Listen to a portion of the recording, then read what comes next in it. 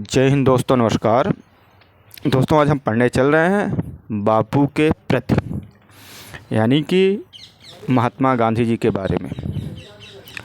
महात्मा गांधी जी को इसमें बताया गया है कि तुम शुद्ध बुद्ध आत्मा, केवल ना तुम मांस हो, ना तुम रक्त हो, ना तुम अस्थि हो, तुम सिर्फ एक आत्मा हो।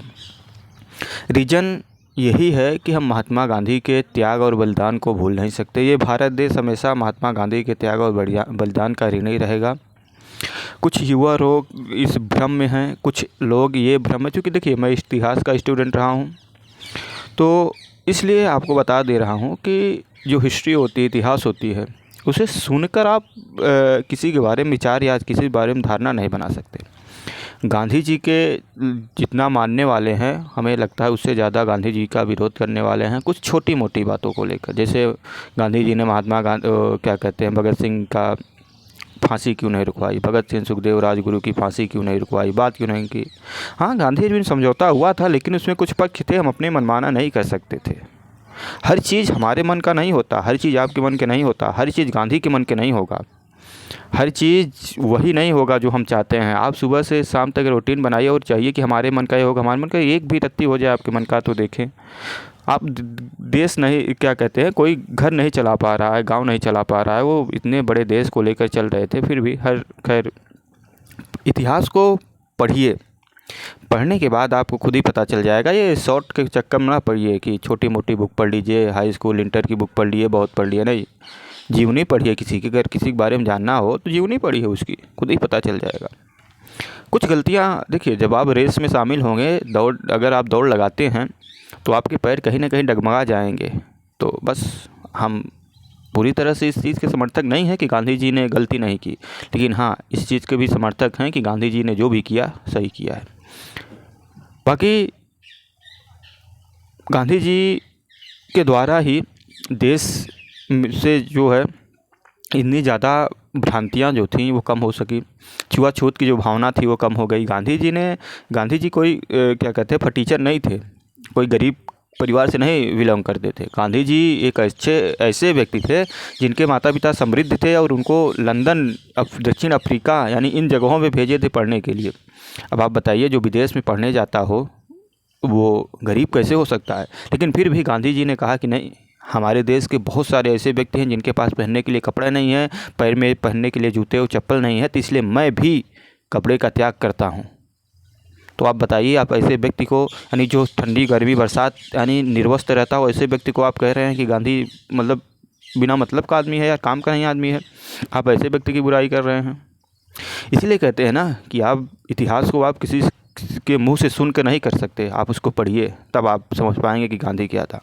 खैर, गांधी बाबा, तुमने हमको एक मौन हथियार दिया। गांधी जी ने एक मौन हथियार दिया है हमें, यानी सत्य और अहिंसा की राह पे चलना। देखिए, ये जो गांधी हैं, इनकी एक घटना होती है दक्षिण अफ्रीका में। ये फर्स्ट क्लास की, आपको ये घटना पता ही होगी, टिकट लिए थे एसी की, और इन्हें इसलिए उतार दिया गया था क्योंकि ये काले थे, यानी गोरे और कालों का इतना ज़्यादा भेदभाव था। इन्हें जबरन से पिटोरिया जा रहे थे, बीच में एक स्टेशन पड़ा, उसी स्टेशन पे इन्हें उतार दिया गया। तो इन्होंने सोचा कि भाई हमारे साथ जब हम, मतलब कि हमारे पास पैसा है, समृद्ध है, हम अच्छे खासे कपड़े पहने हैं, वकील थे, हर चीज़ थे, फिर हमारे साथ इतना बुरा व्यवहार, तो जो जिनके पास नहीं उनको तो ये लतियाते होंगे। बात यही है, भारत में कितना ज़्यादा चल रहा था इस समय, अंग्रेजी कितना ज़्यादा उपद्रव मचाए हुए थे। तो फिर गांधी जी ने आए और सबसे पहले चंपारण गए। चंपारण मानी, फिर वहाँ पर, हानि कि अब कहानी ज़्यादा लंबी हो जाएगी, सत्याग्रह किए। तो हम गांधी जी के बारे में बात बस इतना ही आपको बताना चाहते हैं। गांधी जी कोई बुराई ना करिए, उनके बारे में पढ़िए, आप खुद ही गांधी जी के मतलब वो हो जाएगा। आइए स्टार्ट करते हैं। ये है बापू के प्रति, जिसको सुमित्रानंदन पंत जी ने लिखा है, यानी उनके जीवन से रिलेटेड बातें इसमें आपको देखने को मिल जाएगी। हाँ, इसमें आपको हम बता दे रहे हैं कि रस, छंद, अलंकार, संदर्भ, प्रसंग, व्याख्या, सब चीज़ आपको बताते चलेंगे। आप परेशान होने की ज़रूरत नहीं है, किसी प्रकार की कोई परेशानी आपको हम नहीं होने देंगे, मतलब हर चीज़ आपको बता देंगे। ठीक, आइए स्टार्ट करते हैं। तुम मांसहीन तुम रक्तहीन है अस्थिशेष तुम अस्तहीन, तुम शुद्ध बुद्ध आत्मा केवल है चिर पुराण है चिर नवीन। तुम पूर्ण इकाई जीवन की जिसमें आसार भव शून्य लीन, आधार अमर होगी जिस पर भावी की संस्कृत समासीन। तुम मांसहीन तुम रक्तहीन। सवितानंदन पंत कहते हैं, हे महात्मा, हे गांधी, तुम्हें देखने के बाद ऐसा प्रतीत होता है, तुम्हारी शरीर इतनी दुबली पतली है तो इसलिए ऐसा प्रतीत होता है कि हे गांधी तुम मांसहीन, ऐसा प्रतीत होता है कि तुम्हारे शरीर में मांस ही नहीं है। तुम रक्तहीन, और ऐसा प्रतीत हो रहा है कि तुम रक्तहीन यानी रक्त से भी हीन हो। यानी यहाँ पे आप समझिए कि विरोधाभास अलंकार है, क्योंकि बिना मांस की शरीर नहीं हो सकती और बिना रक्त की भी शरीर नहीं हो सकती, लेकिन यहाँ विरोध कर रहे हैं कि ऐसा देखने में वैसा प्रतीत हो रहा है कि तुम मांसहीन यानी तुम्हारे शरीर में मांस ही नहीं है, तुम्हारे शरीर में रक्त ही नहीं है। तुम मांसहीन तुम रक्तहीन है अस्थिशेष तुम अस्थिहीन, ऐसा प्रतीत होता है कि हे अस्थिशेष, शेष मतलब बची हुई है, अस्थि मतलब हड्डियाँ। ऐसा प्रतीत होता है कि ना तो तुम्हारे अंदर मांस है, ना तो तुम्हारे अंदर रक्त है, ना सिर्फ तुम्हारे अंदर अस्थि यानी हड्डियाँ, शेष मतलब बची हुई हैं, सिर्फ अस्थियाँ बची हुई हैं। तुम अस्थिहीन, लेकिन कुछ पल के बाद ऐसा लगता है कि हे महात्मा तुम अस्थिहीन, तुम्हारे अंदर अस्थियाँ भी नहीं है, हड्डियाँ भी नहीं है, तो फिर क्या हैं? आगे बताते हैं कि ना मांस है, ना रक्त है, ना हड्डियां हैं, तो फिर तुम शुद्ध बुद्ध आत्मा केवल, तुम एक बुद्ध यानी ज्ञान रूपी आत्मा हो। बुद्ध मतलब ज्ञान, तुम एक ज्ञान रूपी शुद्ध आत्मा हो। हे महात्मा गांधी तुम क्या हो? ना तो तुम मांस तुम्हारे शरीर में दिखाई दे रही है, ना तो तुम्हारे शरीर में रक्त दिखाई दे रहा है, ना तो तुम्हारे शरीर में हड्डियां दिखाई दे रही हैं।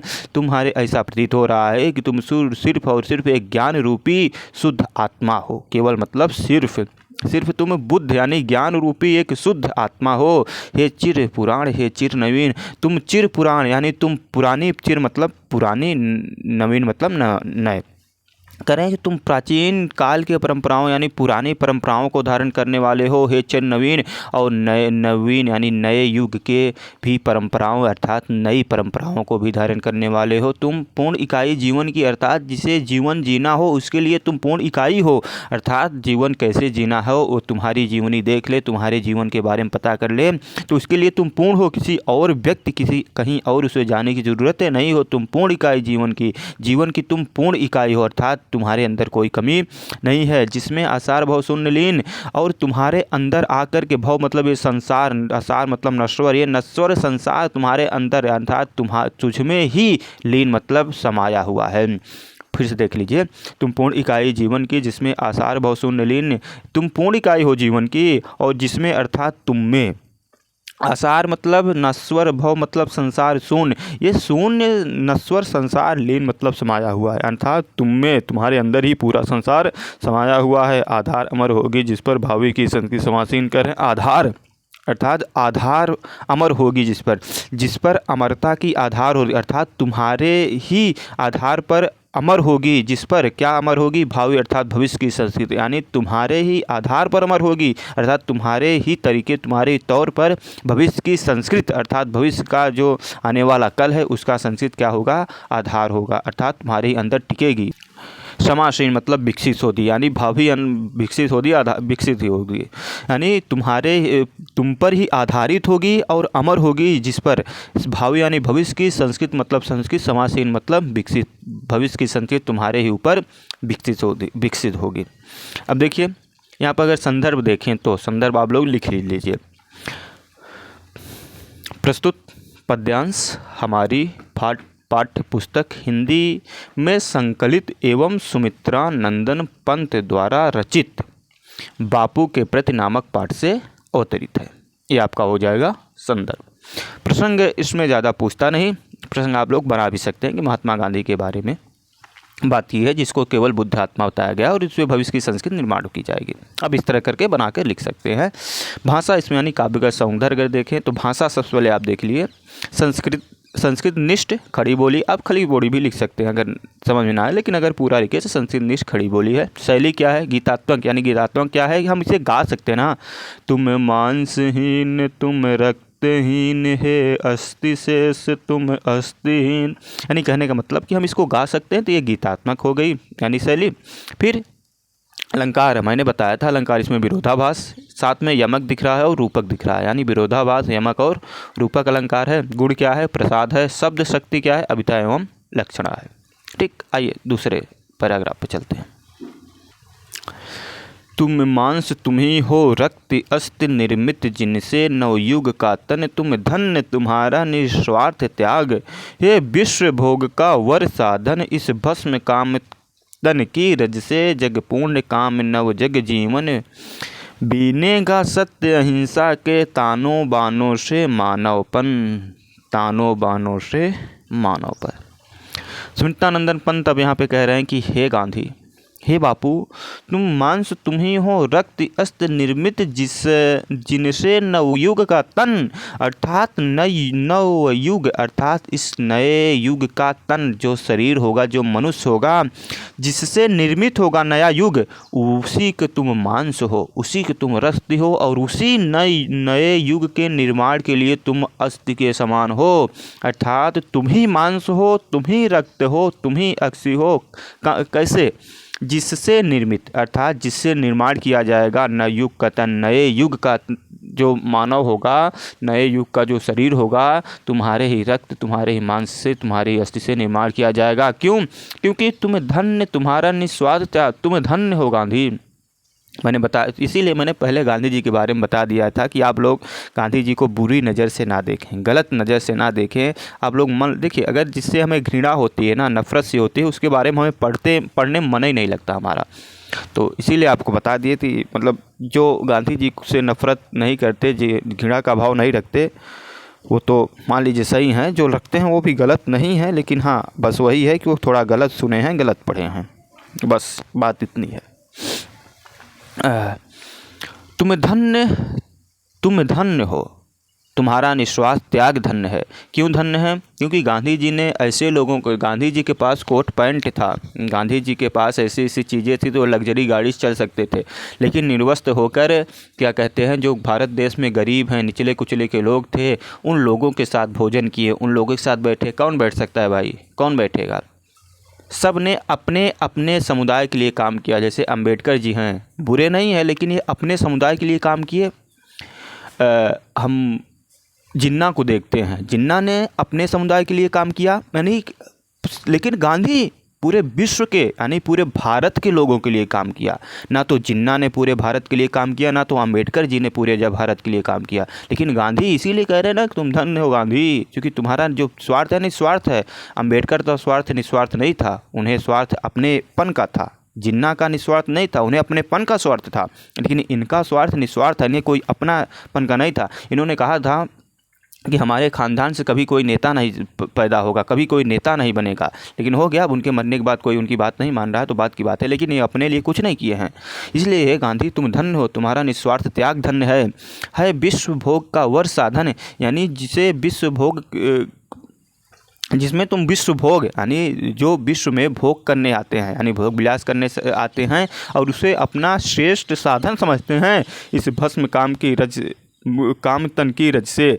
और इसमें भस्म यानी तुमने उसको भस्म कर दिया अपने अंदर, क्या काम, यानी जो काम वासना है, जो क्या कहते हैं भोग विलास है, उसको तुमने भस्म कर दिया, जला के राख कर दिया, तन की रज से, अर्थात अपने इस क्या कहते हैं शरीर के रज से। जग पूर्ण काम नव जग जीवन, बीनेगा सत्य अहिंसा से। जग पूर्ण काम नव जग जीवन, और इस संसार में पूर्ण काम नव जग जीवन, और नए जग यानी संसार के जीवन में बीनेगा अर्थात गुथा जाएगा। क्या गुथा जाएगा? सत्य अहिंसा के, यानी सत्य और अहिंसा के मार्ग से ये जो जग यानी संसार का नव जीवन बना जाएगा, गुथा जाएगा। वो कैसे गुथा जाएगा? सत्य और अहिंसा के मार्ग से, तानों बानों से मानवपन, और तानों बानों से अर्थात इसी से गुथा जाएगा, इसी से बनाया जाएगा मानव अर्थात मानवता का पन, एक के प्रति दूसरे के प्रति प्रेम, अहिंसा का भाव, निस्वार्थ किसी की सेवा करने का भाव, ये सत्य अहिंसा के जगजीवन अर्थात मानवता से बिना जाएगा। इसमें भी संदर्भ वही रहेगा, भाषा संस्कृत निष्ठ खड़ी बोली ही रहेगी, शैली गीतात्मक ही है, अलंकार विरोधाभास दिखने को ही मिल रहा है, यमक रूपक भी साथ में है, गुण प्रसाद, शक्ति शब्द यानी शब्द शक्ति जो है वो अवधय एवं लक्षणा मिल जाएगी इसमें भी। आइए तीसरा देखते हैं। सुख भोग खोजने आते सब तुम आए, करने सत्य खोज जग की मिट्टी के पुतले जन तुम आत्मा के मन के मनोज, तुम आत्मा के मन के मनोज।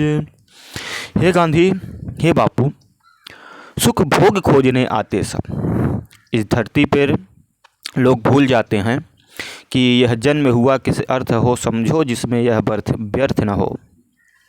यह जन्म हुआ किस अर्थ हो समझो, जिसमें यह व्यर्थ न हो। कुछ तो उपयुक्त करो तन को न रहो, न निराश करो मन को, न रहो न निराश करो मन। तो लेकिन मनुष्य यह भूल जाता है कि उसका जन्म किस अर्थ यानी किस कारण से होता है। वो दूसरे मार्ग में भटकने लगता है। लेकिन तुमने क्या किया? सुख भोग खोजने आते सब, सभी लोग यहाँ पर सुख खोजने आते हैं, भोग विलास की वस्तु खोजने आते हैं। जितने भी व्यक्ति हैं अपने अपने सुख के, लेकिन गांधी ने सुख छोड़ दिया। अगर सुख नहीं छोड़ना होता तो कपड़े पहनते ये, गाड़ियों से चलते ये, जूते पहनते ये। सुख भोग खोजने आते सब, सभी लोग यहाँ पे सुख खोजने आते, सुख की वस्तुओं खोजने आते। आए तुम करने सत्य खोज, लेकिन तुमने क्या किया? तुमने यहाँ पे आकर सत्य की खोज की। यानी सत्य क्या है कि अहिंसा, किसी की हिंसा ना करना, किसी को बिना मतलब बेवजह परेशान ना करना। जबकि मिट्टी के पुतले जन, ये जो संसार रूपी मिट्टी के पुतले हैं, ये लोग जो हैं, लोगों को संसार रूपी मिट्टी कहा गया यहाँ पर। यानी जो लोग हैं ना, ये जो संसार रूपी मिट्टी के पुतले के समान लोग हैं, जब कभी भी ढह सकते हैं, कभी भी गिर सकते हैं, कभी भी भसक सकते हैं। आप समझ लीजिए, तुम आत्मा के मन के मनोज, लेकिन हे बापू, तुम अपने आत्मा, तुम अपने मन के मनोज हो। अर्थात मन रूप, मनोज मतलब कमल, तुम अपने मन के यानी हमेशा खिला रहता, हमेशा सुगंधित रहता है। जड़ता हिंसा स्पर्धा में भर, यानी यहाँ पे जड़ता है, जड़ता मतलब मूर्खता, हिंसा मतलब परेशान करना, मारपीट करना, किसी को बिना वजह लड़ाई झगड़ा करना। स्पर्धा मतलब कंपटीशन आप कह लीजिए, या प्रतिस्पर्धा कह लीजिए।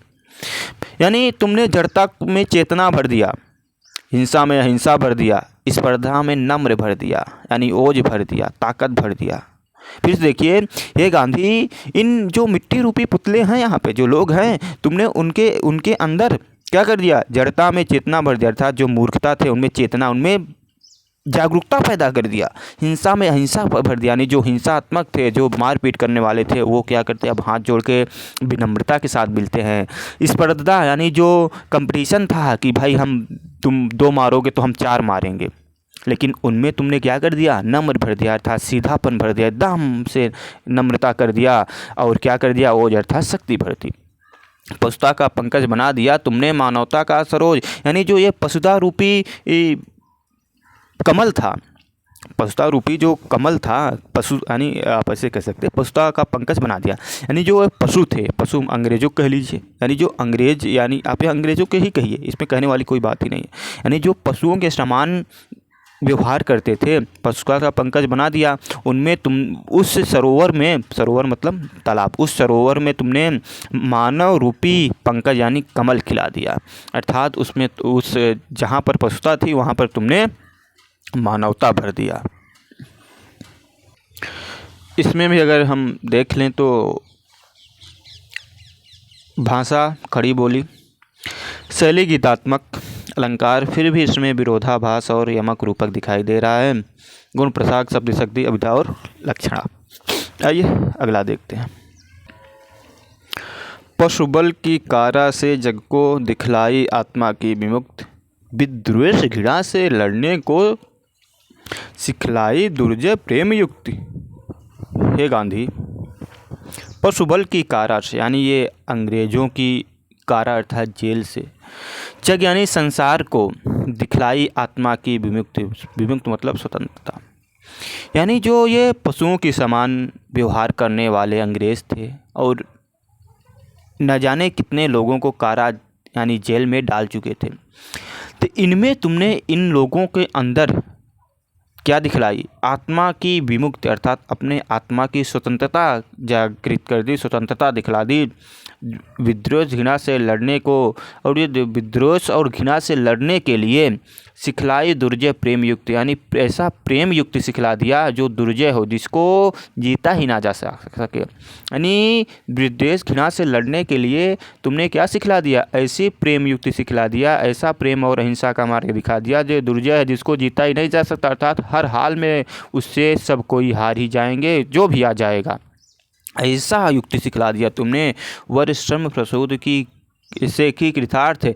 और तुमने वर अर्थात जो श्रेष्ठ श्रम अर्थात जो मजदूर लोग हैं जो श्रम करते हैं, मेहनत करते हैं, प्रसूत मतलब जन्म, जो लोग मेहनत से जन्म लेते हैं अर्थात जो मेहनती होते हैं से कृतार्थ, और अपने आप को उनको पुण्य आत्मा कर दिया यानी कृतार्थ कर दिया। तुमने विचार पंडित युक्त, और तुमने उनमें विचार पंडित मतलब ग्रहण कर लिया, और ऐसे युक्त बताकर उनके अंदर विचारों को ग्रहण किया कि विश्वानुरक्त है अनासक्त, जो विश्व में अनुरक्त थे अर्थात विश्व में जो विश्व के प्रति जिसका लगाव था, अनासक्त यानी वो मोह माया से दूर हो गए।